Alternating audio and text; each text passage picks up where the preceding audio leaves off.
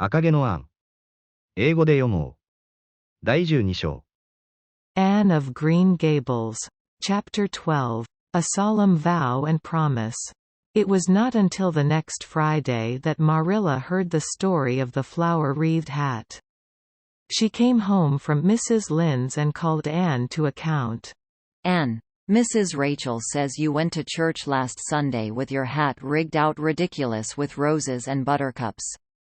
What on earth put you up to such a caper?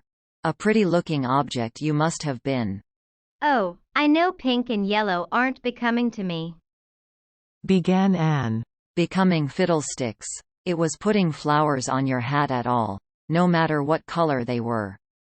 That was ridiculous. You are the most aggravating child. I don't see why it's any more ridiculous to wear flowers on your hat than on your dress. Protested Anne. Lots of little girls there had bouquets pinned on their dresses. What's the difference? Marilla was not to be drawn from the safe concrete into dubious paths of the abstract. Don't answer me back like that, Anne. It was very silly of you to do such a thing. Never let me catch you at such a trick again. Mrs. Rachel says she thought she would sink through the floor when she saw you come in all rigged out like that.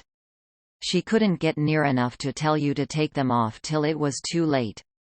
She says people talked about it something dreadful. Of course they would think I had no better sense than to let you go decked out like that. Oh, I'm so sorry, Said Anne, tears welling into her eyes. I never thought you'd mind. The roses and buttercups were so sweet and pretty I thought they'd look lovely on my hat. Lots of the little girls had artificial flowers on their hats. I'm afraid I'm going to be a dreadful trial to you.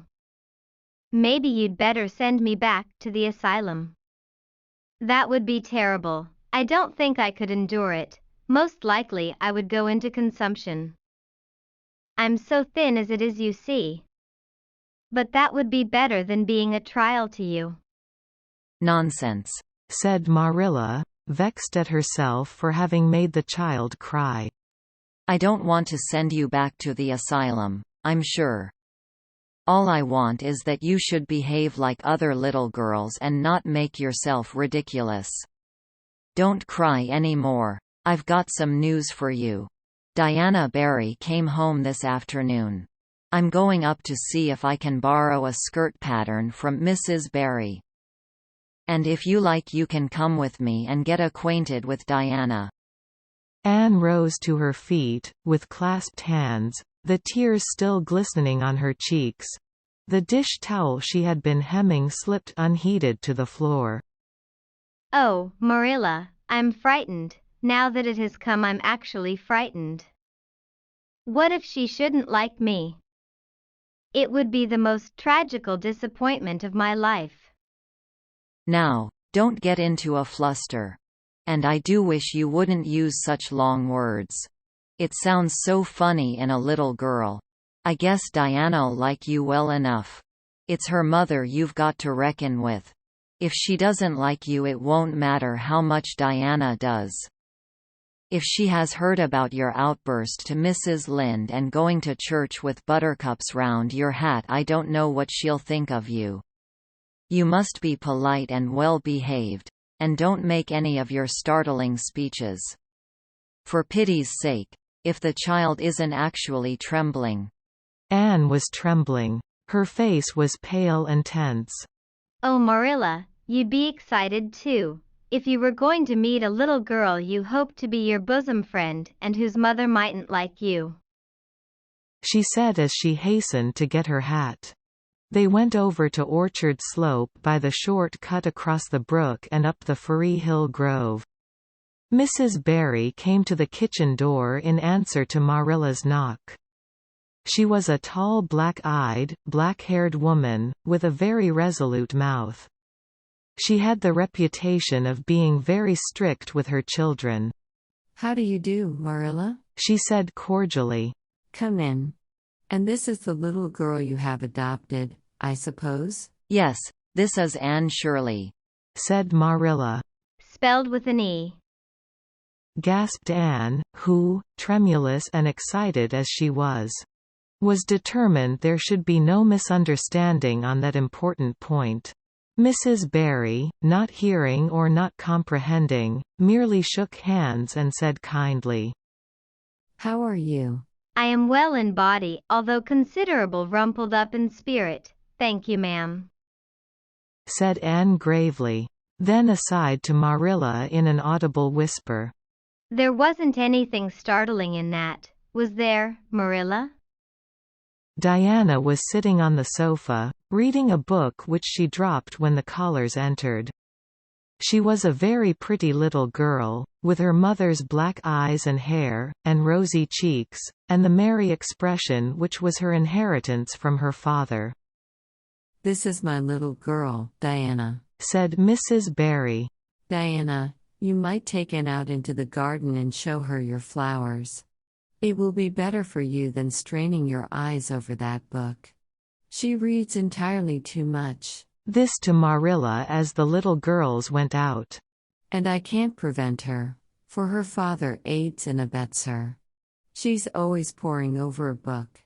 I'm glad she has the prospect of a playmate, perhaps it will take her more out of doors." Outside in the garden, which was full of mellow sunset light streaming through the dark old firs to the west of it, stood Anne and Diana, gazing bashfully at each other over a clump of gorgeous tiger lilies. The Barry garden was a bowery wilderness of flowers which would have delighted Anne's heart at any time less fraught with destiny. It was encircled by huge old willows and tall firs, beneath which flourished flowers that loved the shade. Prim, right-angled paths neatly bordered with clamshells, intersected it like moist red ribbons, and in the beds between old-fashioned flowers ran riot. There were rosy bleeding hearts and great splendid crimson peonies. White, fragrant narcissi and thorny, sweet Scotch roses, pink and blue and white columbines and lilac-tinted bouncing bets, clumps of southernwood and ribbon grass and mint, purple Adam and Eve, daffodils, and masses of sweet clover white with its delicate, fragrant, feathery sprays. Scarlet lightning that shot its fiery lances over prim white musk flowers. A garden it was where sunshine lingered and bees hummed, and winds, beguiled into loitering, purred and rustled. "Oh, Diana," said Anne at last, clasping her hands and speaking almost in a whisper. "Oh, do you think you can like me a little, enough to be my bosom friend?" Diana laughed. Diana always laughed before she spoke. "Why, I guess so," she said frankly. "I'm awfully glad you've come to live at Green Gables. It will be jolly to have somebody to play with. There isn't any other girl who lives near enough to play with, and I've no sisters big enough." "Will you swear to be my friend forever and ever?"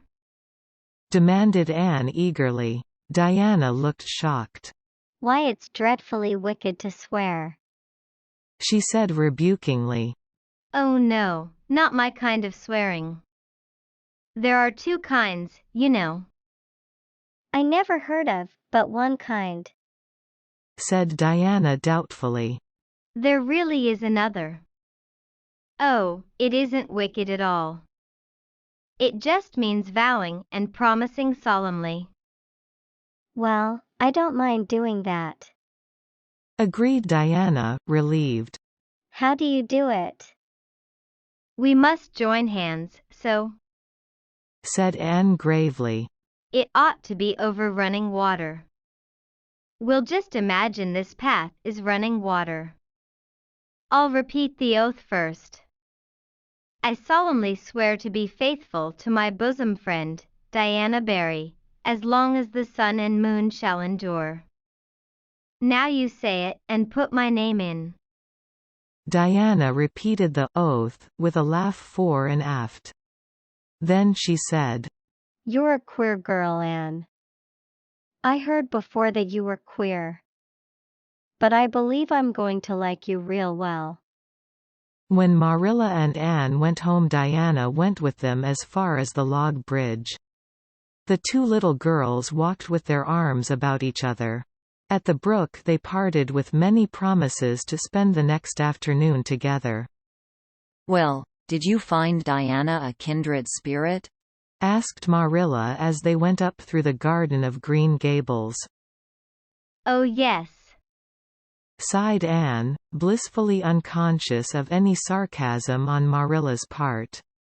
"Oh Marilla, I'm the happiest girl on Prince Edward Island this very moment. I assure you I'll say my prayers with a right good will tonight.